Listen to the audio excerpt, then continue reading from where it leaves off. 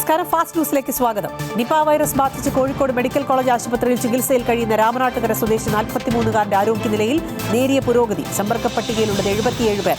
5 പേരുടെ പരിശോധനാ ഫലങ്ങൾ ഇന്ന് രാത്രിയോടെ ലഭിക്കും.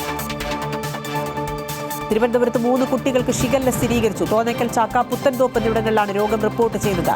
സ്വകാര്യ ആശുപത്രിയിൽ ചികിത്സയിൽ കഴിയുന്ന കുട്ടികളുടെ ആരോഗ്യനില തൃപ്തികരം. കൊല്ലം ജില്ലയിൽ 2 വിദ്യാർത്ഥികൾക്ക് കൂടി ഷിഗല്ല വൈറസ് ബാധ സ്ഥിരീകരിച്ചു. പറവൂർ, പാലത്തറ മേഖലയിലെ കുട്ടികൾക്കാണ് രോഗം. പാരിപ്പള്ളി മെഡിക്കൽ കോളേജ് ആശുപത്രിയിൽ പ്രവേശിപ്പിച്ചു. താരസംഘടന അമ്മയിലെ തർക്കത്തിൽ അൻസിബയ്ക്കെതിരെ കടുത്ത നടപടിയുമായി സംഘടന. അൻസിബയ്ക്ക് കാരണം കാണിക്കൽ നോട്ടീസ് നൽകി. മാധ്യമങ്ങൾക്ക് അഭിമുഖം നൽകി. സംഘടനയെ തകർക്കാൻ ശ്രമിച്ചെന്ന നോട്ടീസിൽ വ്യക്തമായ മറുപടി നൽകിയില്ലെങ്കിൽ സംഘടനയിൽ നിന്ന് പുറത്താക്കുമെന്ന് മുന്നറിയിപ്പ്. ആലപ്പുഴയിലെ വിവാദ രക്ഷാപ്രവർത്തനത്തിൽ മുൻ മുഖ്യമന്ത്രി പിണറായി വിജയന്റെ ഗൺമാൻ, സുരക്ഷാ ഉദ്യോഗസ്ഥർ എന്നിവരെ ചോദ്യം ചെയ്തു. SIT തലവൻ AP ഷൗക്കത്ത് അലിയുടെ നേതൃത്വത്തിൽ ആയിരുന്നു ചോദ്യം ചെയ്യൽ നാളെയും തുടരും. മാസപ്പടി കേസിൽ ഇഡിക്ക് മുന്നിൽ ഹാജരാകാൻ സാവകാശം തേടി വീണ വിജയൻ. ആരോഗ്യ പ്രശ്നങ്ങൾ കാരണം നാളെ ഹാജരാകില്ലെന്ന് വീണ എൻഫോഴ്സ്മെന്റ് ഡയറക്ടറേറ്റ് ഇമെയിൽ അയച്ചു. അഭിഭാഷകർ ഹാജരായി രേഖകൾ കൈമാറും. ശബരിമല സ്വർണ്ണക്കൊള്ള കേസുമായി ബന്ധപ്പെട്ട് പത്മകുമാറിനെതിരെ നടപടിയെടുക്കാൻ CPM. പത്മകുമാറിനെതിരായ നടപടി ചർച്ച ചെയ്യാൻ പത്തനംതിട്ട ജില്ലാ കമ്മിറ്റിയെ ചുമതലപ്പെടുത്തി. തിങ്കളാഴ്ച യോഗം ചേരും.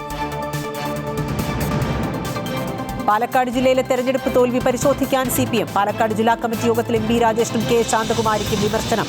തൃത്താല, കോങ്ങാട്, പാലക്കാട്, ചിറ്റൂർ മണ്ഡലങ്ങളിലെ തോൽവി പരിശോധിക്കും.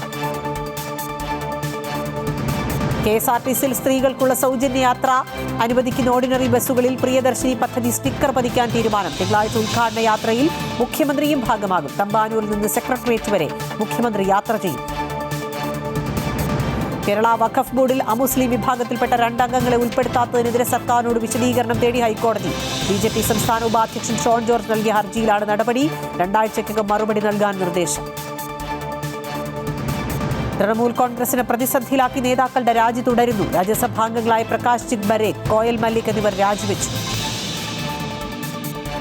ഫാസ്റ്റ് ന്യൂസ് പൂർണ്ണമാകുന്നു.